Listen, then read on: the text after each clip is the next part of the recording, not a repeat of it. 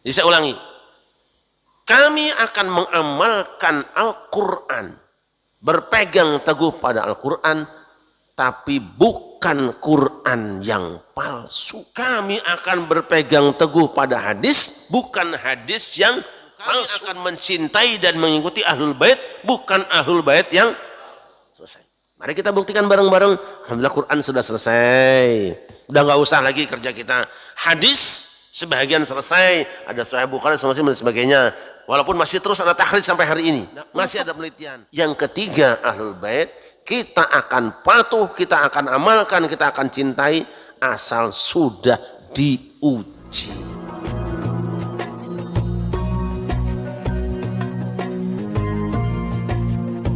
Bismillahirrahmanirrahim. Wahai orang-orang yang beriman, taatilah Allah dan taatilah Rasul dan ulil amri minkum, pemegang kekuasaan di antara kamu. Kemudian jika kamu berbeda pendapat tentang sesuatu, maka kembalikanlah kepada Allah, Al-Quran dan Rasul, sunnahnya. Jika kamu beriman kepada Allah dan hari kemudian, yang demikian itu lebih utama bagimu dan lebih baik akibatnya. Ayat ini dimulai dengan ya ayyuhalladzina amanu, hai orang-orang yang beriman, yang itu artinya khitab selanjutnya hanya berlaku bagi orang-orang beriman. Sudah sering saya jelaskan, apabila ada nida ya ayyuhalladzina amanu, ya ahlal kitab, ya ayyuhal kafirun, itu biasanya disusul dengan salah satu di antara tiga. Ada perintah untuk melakukan, atau ada larangan untuk meninggalkan, atau ada informasi penting yang perlu mendapat perhatian. Itu tiga. Insya Allah di dalam Al-Quran cuma itu, tiga bentuk. Nah, pada ayat ini seruan hai orang-orang yang beriman itu disusul dengan perintah. Tiga perintah. Satu, taatilah Allah. Manut marang Gusti Allah. Yang kedua, taatilah Rasul. Dan yang ketiga, ulil amri di antara kamu semua.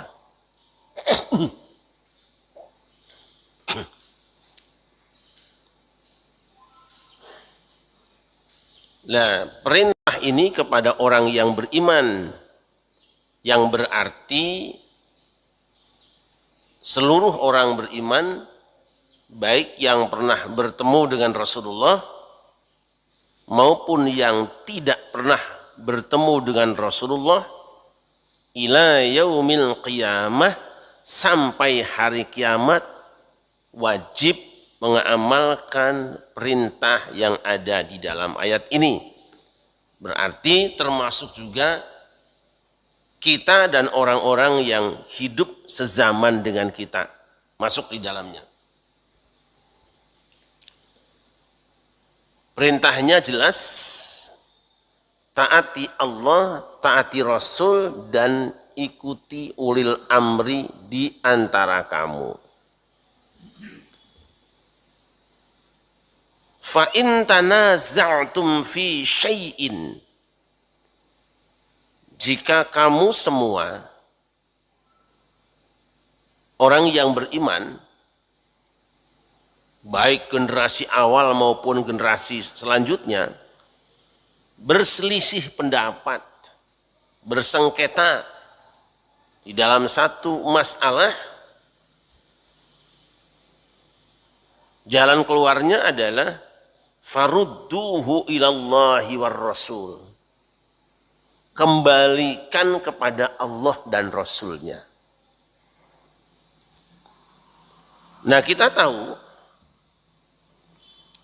kalau zaman Rasul masih hidup mah kembalikan kepada Allah dan Rasulnya gampang. Begitu bicara dengan Rasul turun ayat. Atau begitu bicara dengan Rasul langsung beliau jelaskan.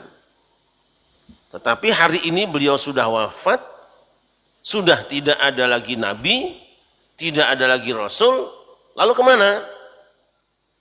Maka para ulama memaknai kembalikan kepada Allah dan Rasulnya itu kembali kepada apa yang telah diturunkan oleh Allah dan kembalikan kepada apa yang pernah diucapkan atau dilakukan Rasulullah Shallallahu Alaihi Wasallam. Nah, yang diturunkan Allah itu adalah Al-Quran. Yang diucapkan dan dilakukan Rasulullah itu adalah sunnah. Di sini. Maka para ulama mengartikan kembalikan kepada Allah dan Rasulnya itu maksudnya apa? Kembali kepada Al-Quran dan As-Sunnah.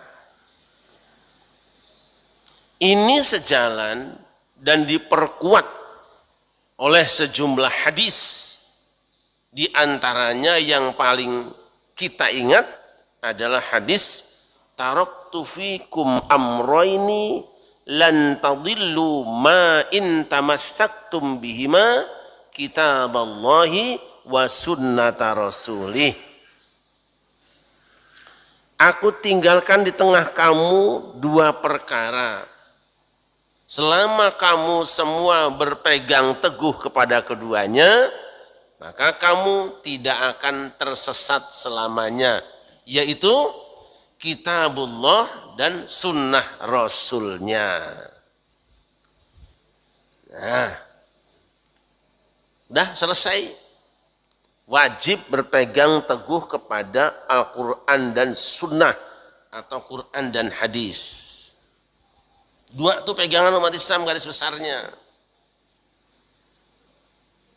Belakangan dan sebenarnya sudah lama saya sempat menyaksikan sebuah video ya, yang seakan-akan menafikan kewajiban berpegang teguh pada as-sunnah. Karena apa? Ada hadis yang redaksinya sama dengan yang tadi, tapi ujungnya berbeda. Taraktu fikum ma in tamassaktum bihi lan tadillu abadan kitaballahi wa itrati ahla baiti. Aku tinggalkan di tengah kamu sesuatu yang jika kamu berpegang teguh kepadanya kamu tidak akan tersesat selamanya, yaitu kitabullah dan itrahku, keluargaku. Yang benar ini. Bagaimana masalahnya? Baik, Allah. Saya sudah sering menyampaikan bahwa jaminan pasti selamat yang pernah diucapkan Rasulullah bukan cuma itu. Tapi memang yang terus mengemuka cuma itu. Dan sampai hari ini hadis-hadis tadi digunakan alat untuk mengklaim dirinya yang benar. Kitab Allah wa sunnata rasulih dipegang oleh sekelompok umat Islam, mayoritas umat Islam berpegang teguh kepada Al-Quran dan Sunnah.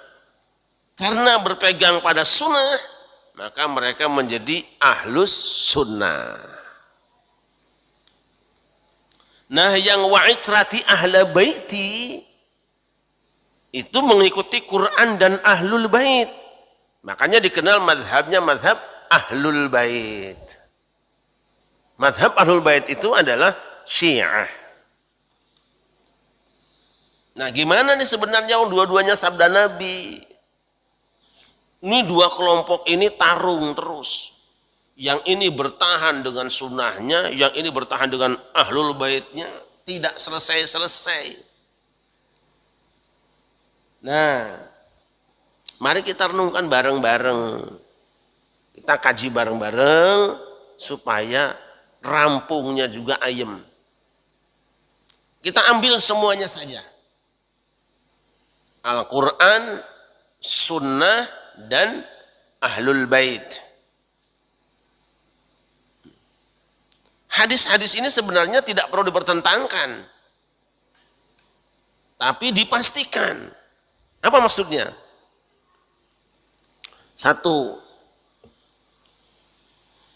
ternyata saudara-saudara kita Syiah yang mengatakan berpegang teguh kepada Ahlul Bait juga bukan berarti tidak mewajibkan berpegang pada As-Sunnah.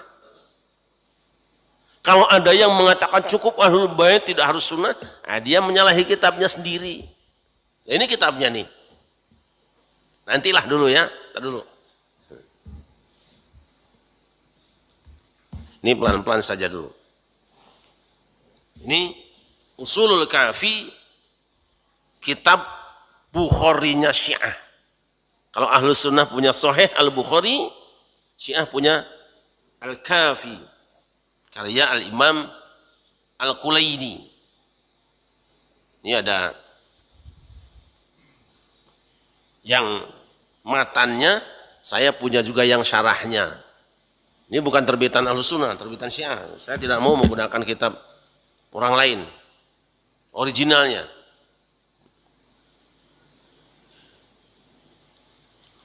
Nah, ini dalam kitab Ushulul Kafi pada juz pertama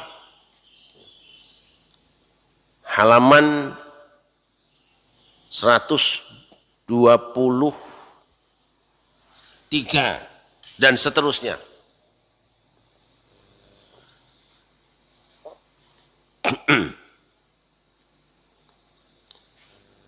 Ini pada bab al-akhdhu bis sunnah wa syawahidil kitab. Tadi itu.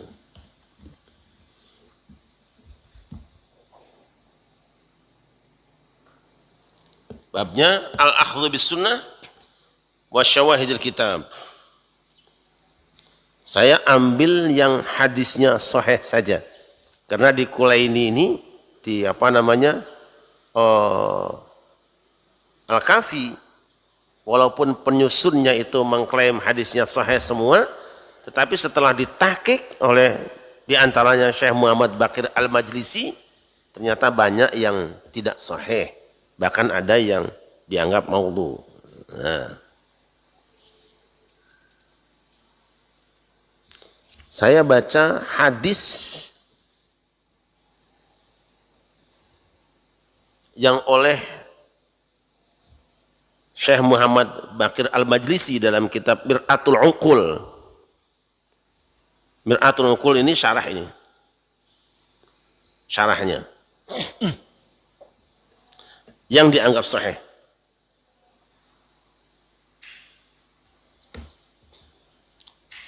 Saya baca iddatu min ashabina Ahmad bin Muhammad bin Khalid an abihi an Nadr bin Suwaid an Yahya al-Halabi an Ayyub ibn al-Hurri qala sami'tu Aba Abdullah alaihi salam yaqul kullu syai'in mardudun ila al-kitabi was sunnati wa kullu hadithin la yuwafiqu kitab Allah fa huwa zukhrufun.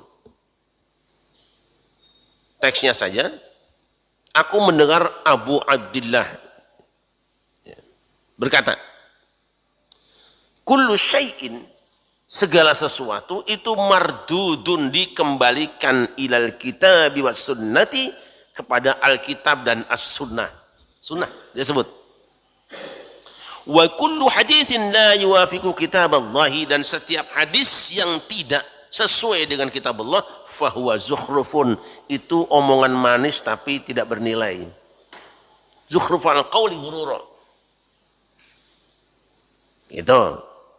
Ini jelas bahwa berpegang teguh kepada sunnah itu wajib menurut ulama Syiah di dalam riwayat hadis mereka.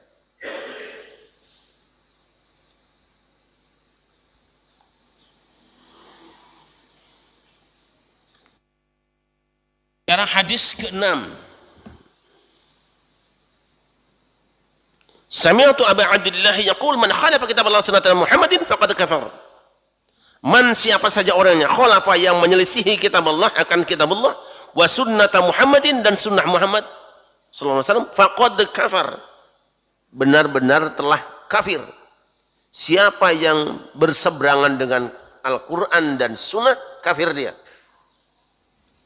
Ini hadisnya majhulun kas sahih. Majhul tapi seperti sahih.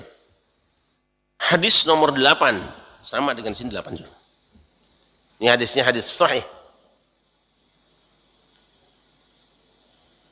Iddatu min ashabina an Ahmad bin Muhammad bin Khalid an Ismail ibn Mihran an Abi Sa'id al-Qammati wa Salih ibn Sa'id an Aban ibn Taghlib an Abi Ja'far alaihi salam annahu su'ila an mas'alatin fa ajaba fiha faqala rajulun innal fuqaha la yaquluna hadha faqala ya wahika wa hal ra'aita faqihan qat innal faqiha kul faqihi az-zahidu fid dunya ar-raghibu bil akhirah al-mutamassiku bi sunnatin nabi sallallahu alaihi wasallam. Abu Ja'far ditanya tentang satu masalah, kemudian beliau menjawab. Lalu ada orang yang mengatakan, tapi para fuqaha tidak seperti itu pendapatnya. Lalu apa kata Abu Ja'far? Celaka kau. Apakah kamu tahu siapa faqih itu? Seorang fuqaha, seorang faqih itu siapa? Innal faqiha haqqal faqih. Seorang faqih yang sebenar-benarnya itu siapa? Az-zahidu fid dunya, orang yang zuhud dalam perkara dunia. Ar-raghibu fil akhirah, orang yang bersemangat mencari akhirat. Dan al-mutamassiku bisunnatin nabi sallallahu alaihi wasallam, orang yang berpegang teguh kepada sunnah nabi. Ini dalil wajibnya berpegang teguh kepada as-sunnah dalam kitab Syiah. Jadi tidak bisa dipertentangkan, berpegang teguh pada Quran dan sunnah adalah wajib, sama baik ahlus sunnah maupun Syiah. Saya tidak akan bahas perbedaan keduanya, nanti panjang sekali. Jadi kesimpulannya bahasan kita adalah 3. Quran, sunnah, dan ahlul bait. Saya termasuk yang tidak mau repot. Enaknya begini. Benar kita wajib berpegang teguh pada Quran, benar. Benar kita wajib berpegang teguh pada as-sunnah, benar. Benar kita wajib berpegang teguh pada ahlul bait, ya. Tentu harus ada kepastiannya. Mengapa? Dulu Al-Quran pernah ramai. Banyak orang yang melaporkan ini ayat Quran, ini ayat Quran, ini ayat Quran. Tapi para ulama punya rumusan. Kapan sebuah bacaan itu dianggap sah sebagai Al-Quran? Itu diuji dengan 3 persyaratan. 1, riwayatnya sampai kepada kita secara mutawatir, informasinya itu mutawatir. Yang kedua, sesuai dengan salah satu wajah di dalam ilmu nahwu, dalam bahasa Arab, sesuai dengan kaidah bahasa Arab. Dan yang ketiga, sesuai dengan Rosam Utsmani. Ini nanti kita punya bahasan tersendiri tentang ini. 3 ini. Begitu dilaporkan, ada tulisan bahwa ini ayat Al-Quran, ada bacaan bahwa ini adalah Al-Quran, diuji oleh para ulama. Di Quran tuh banyak tuh itu. Kesimpulannya apa? Dengan persyaratan yang dibuat para ulama tadi, akhirnya disimpulkan oleh Ibnu Mujahid bahwa qiraat yang dianggap sah adalah qiraat jumlahnya ada 7. Yang kita sebut dengan qiraat sab'ah. Bacaan yang lain stop. Walaupun itu teks ayatnya ada di dalam Sahih Al-Bukhari, tetapi karena ada persyaratan lain yang tidak masuk, yang bacanya cuma 2-3 orang, tidak mutawatir, atau tidak sesuai dengan bahasa Arab, atau tulisannya tidak sama dengan standar Rasm Utsmani, maka ditolak kequr'anannya. 7 qiraat dengan masing-masing 2 riwayatnya. Berkembang kemudian pada zamannya Ibnu Jazari, bukan 7 lagi. Setelah dikaji ulang seluruh dunia, riwayat-riwayat orang yang baca Quran di mana-mana, yang bisa dibenarkan ada 10 qiraat. Al-qiraatul ashr. Dah, selesai. Jadilah diantaranya Al-Quran ini, dulu Al-Quran bukan cuma segitu. Beredar banyak bacaan. Walaupun sahih tapi ahad. Tidak mencapai mutawatir, ditolak. Nah diantaranya bahasannya ini. Asy-syabahah fil qiraat. Ini membahas bacaan-bacaan yang tidak diterima Quran. Padahal juga ada di kitab hadis sahih. Nah, kita boleh baca surat Asy-Syamsiyah. Surat Al-Lail. Silakan baca. Wal-laili idza yaghsha. Bukan terjemahnya ya. Bismillahirrahmanirrahim. Wal-laili idza yaghsha wan-nahari idza tajalla wa ma khalaqadz dzakara wal untha. Stop, sudah cukup. Wa ma khalaqadz dzakara wal untha. Ada yang melaporkan bahwa Rasulullah bacanya enggak seperti itu. Tapi bacanya wadzakari wal untha. Beda ya? Hilang ma khalaqa. Jadi katanya Rasul bacanya wadzakari wal untha. Ini ada keterangannya di dalam kitab Sahih Al-Bukhari. Sahih hadisnya. Tapi tidak bisa naik menjadi Al-Quran yang dibaca dan masuk dalam mushaf. Karena apa? Tidak memenuhi syarat yang 3.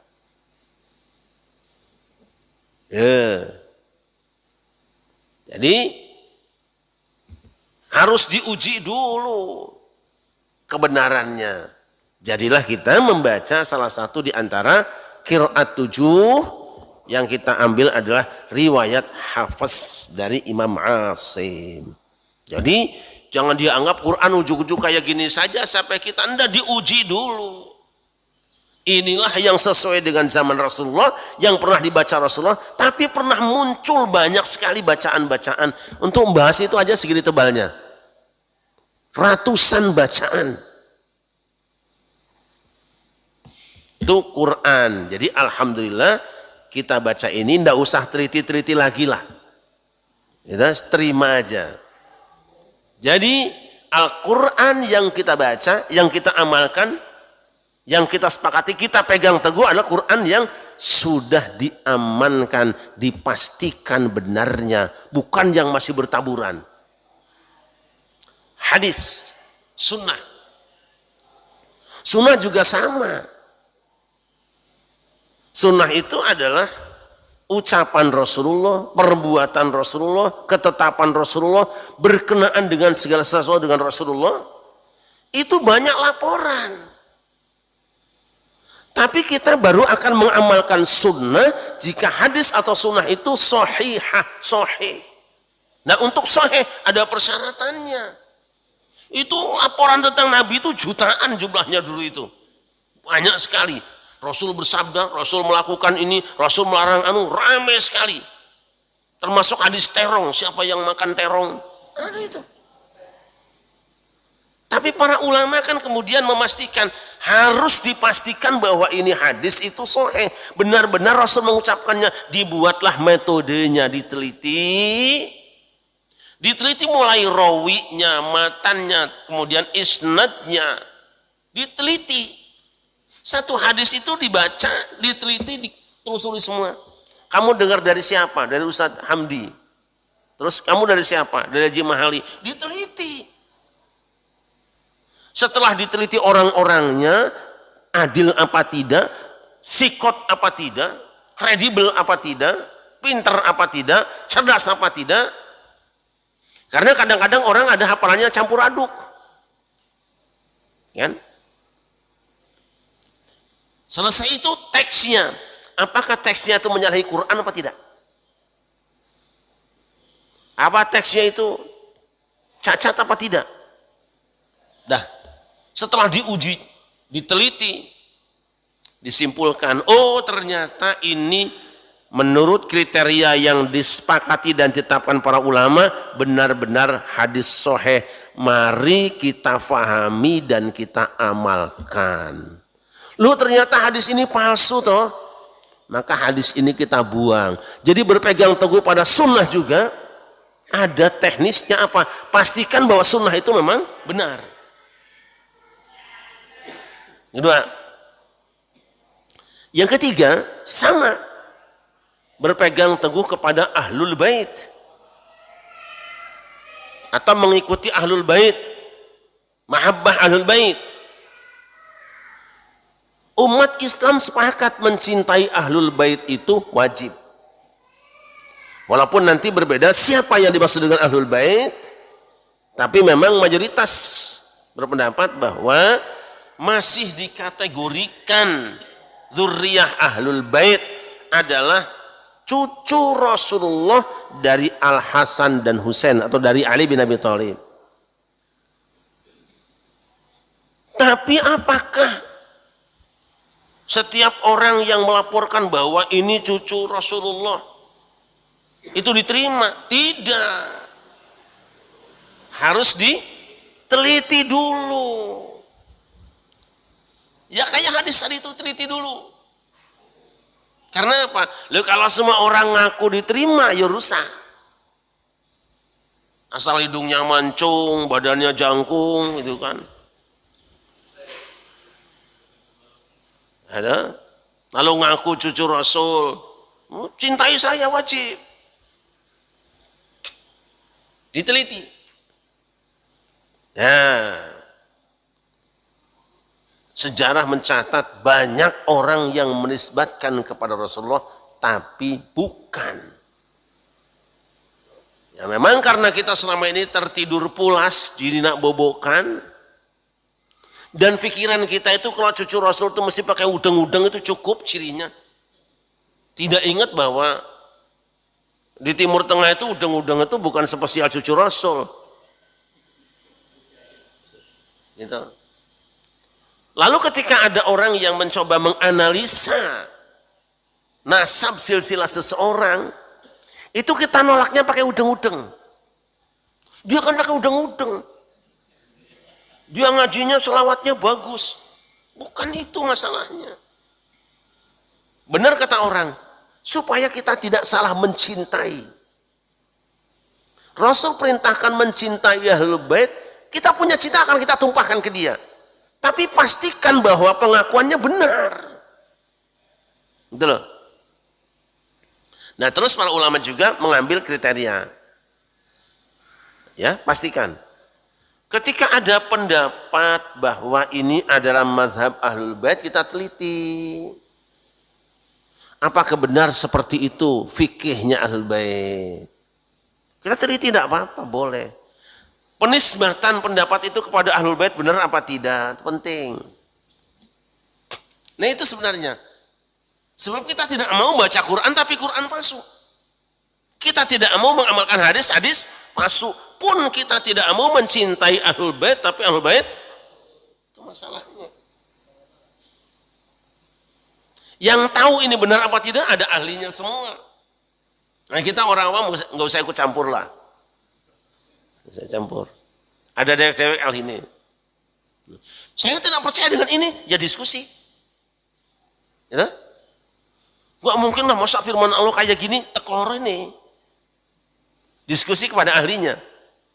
Hadis ini nggak mungkin doif, ini pasti sahih. Real. Ini sisanya pasti benar. Ayo diskusi. Debat terbuka kalau perlu. Seperti itu. Jadi jangan pertentangkan antara sunnah dengan ahlul bait. Tidak ada pertentangan. Ada memang persoalan. Indikator hadis itu sahih ada. Tanda-tanda hadis itu palsu ada. Pun tanda-tanda ahlul bait palsu ada. Maka para ulama mengatakan yang dimaksud dengan ahlul bait yang wajib diikuti adalah yang alimnya. Lah kalau sama yang bodoh mau ngaji apa? Mau sholat sama orang bodoh? Gitu loh. Yang mana? Yang baik akhlaknya dan mencontoh Rasulullah dalam kehidupannya. Wis. Ayo kita lihat Rasul pernah berdoa, Allahumma ij'al rizqa ali Muhammadin qutan. Allahumma ij'al rizqa ali Muhammadin qutan. Ya Allah, jadikanlah rezeki ali keluarga Muhammad itu hanya pas-pasan. Ada yang gitu sekarang?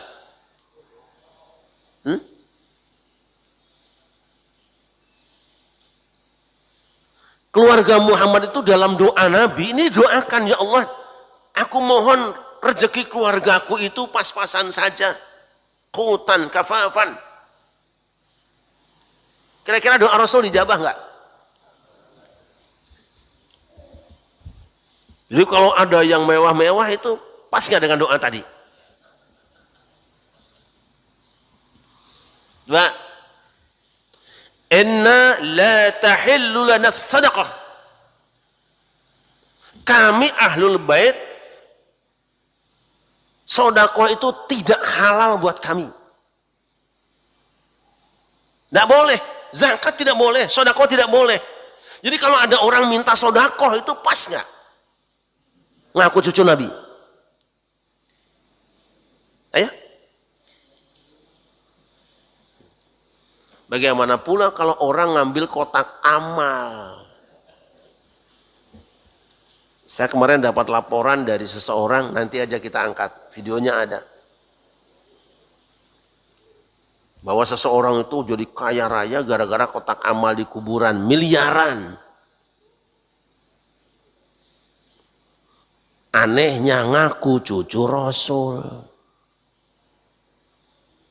Menzinahi anak orang, ngaku cucu Rasul.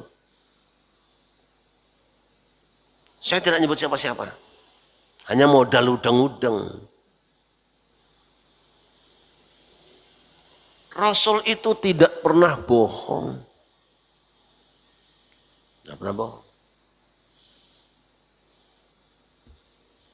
Dan Rasul berbicara, Ahlul Baitin Nabi itu lurus. Bersih. Karena kalau mau berbicara, mau berbuat, mau bertindak itu mikir malu. Jangan sampai Rasul dipermalukan. Ya itu aja dulu ya. Jadi jangan pertentangkan. Ojo dibandingke, ojo tandingke. Ya. Jadi saya ulangi. Kami akan mengamalkan Al-Quran. Berpegang teguh pada Al-Quran, tapi bukan Quran yang palsu. Kami akan berpegang teguh pada hadis, bukan hadis yang palsu. Pun kami akan mencintai dan mengikuti Ahlul Bait, bukan Ahlul Bait yang selesai. Mari kita buktikan bareng-bareng. Alhamdulillah Quran sudah selesai. Udah nggak usah lagi kerja kita. Hadis sebagian selesai. Ada Sahih Bukhari, dan sebagainya. Walaupun masih terus ada takhrij sampai hari ini. Masih ada penelitian. Nah untuk yang ketiga Ahlul Bait, kita akan patuh, kita akan amalkan, kita akan cintai asal sudah diuji.